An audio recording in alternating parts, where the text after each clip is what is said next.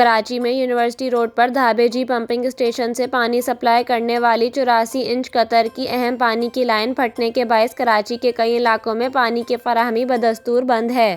حکام کے مطابق متاثرہ لائن گلستان جوہر، گلشن اقبال، بہادرآباد، لائنز ایریا اور لیاری سمیت شہر کے دیگر علاقوں کو پانی سپلائی کرتی ہے اور حالیہ نقصان ریڈ لائن منصوبے کے دوران ہونے والی کھدائی کی وجہ سے ہوا۔ روزانہ 150 ملین گیلن پانی ضائع ہو رہا تھا۔ کراچی واٹر کارپوریشن کے حکام نے دعویٰ کیا کہ متاثرہ لائن کے 3 میں سے 2 رساؤ ٹھیک کر دیے گئے ہیں۔ بدھ تک تیسرے رساؤ کی مرمت مکمل کرکے پانی کی فراہمی بحال کر دی جائے گی۔ واٹر کارپوریشن کے تنویر شیخ نے دعویٰ کیا کہ مرمتی کام 24 گھنٹے جاری رہا۔ 300 سے زائد مزدوروں اور بھاری مشینری کا استعمال کیا گیا۔ ڈرلنگ کے دوران 16 فٹ کا شگاف پڑنے سے مرمت میں وقت لگا۔